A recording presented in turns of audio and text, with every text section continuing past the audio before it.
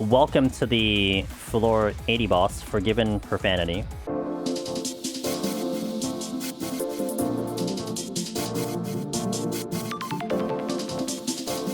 This boss is, in my opinion, a little bit more on the simpler side, but it could be because I figured out the mechanics a lot faster than the other ones.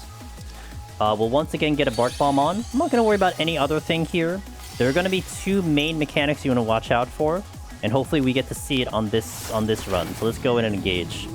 As always, the content will kind of give you the introductory mechanic. So you're going to worry about two different things coming up on the very first thing. You got a ring, and you got that. The light that's coming in is going to be half the arena based on its body. So it's going to be used. You can use these the side arrows to kind of indicate the halfway mark. So it's either in front or it's in the back. And then you're dealing with ring or layer. Ring, I have to get in. Layer, I have to get out. Here with the static. That last ball that's going to get hit is going to be a giant point-blank AoE from that position. So we're going to pull back a little bit after those static goes off, and then there it goes for that one. Now here we have layer and the front half, so I'm going to be moving away from it, and that's the point-blank, so move away from it.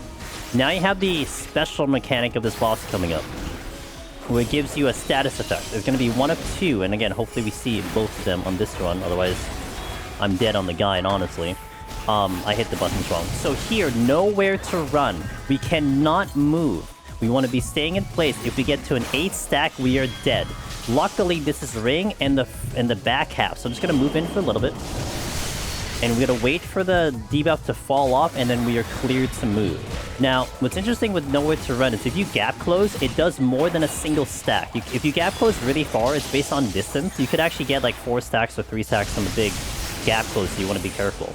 I'm going to identify where the ball's coming in the last one. This one is going around in a circle doing quick AoEs. See that? And I move back here, and by the time I reach that last one, boom. This one is point blank in the front half. You can see the light on the front half of the boss there. And we move back in. Now it's going to repeat the mechanic. We're going to be waiting to see which one is going to give me. We saw nowhere to run, and I'm going to wait for the other one to come in before I say what it is.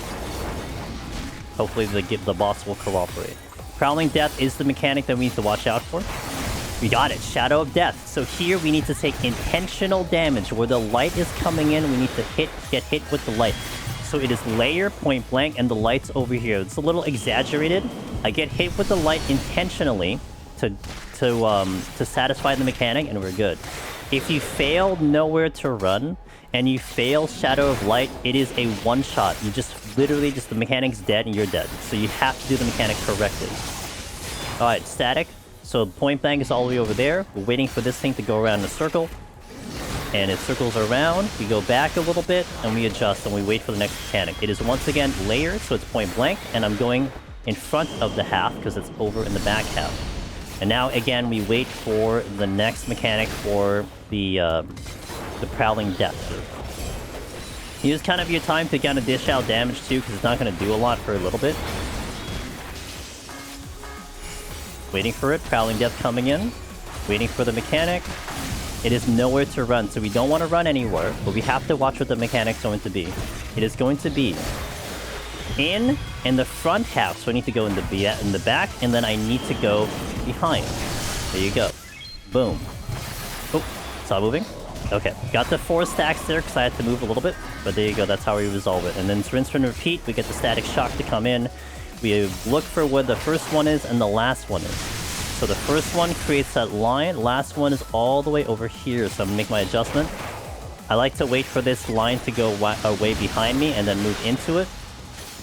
It is point blank in the front half, so I'm going to move. As long as we're behind and away, we're good. Once again, waiting for Prowling Death to come in. I'm doing this is like a lot slower only because I don't have strength on, but that's okay. It means you get to see a lot of the rotation for this fight, and hopefully by now you've hopefully figured it out. My opinion's a little bit more on the simpler side of fights for the rest of these. This is Shadow of Death, so we need to get hit with light here. We need to find which way it's pointing its whiskers and go in that direction.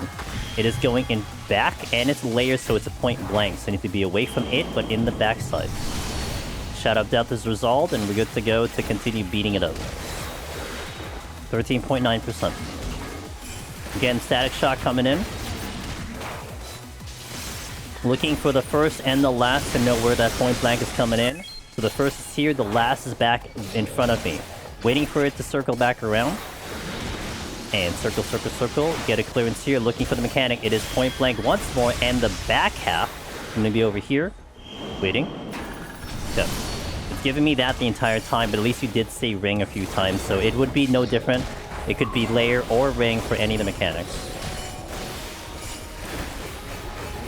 And Dej on the cat. There you go. Floor 80 completes.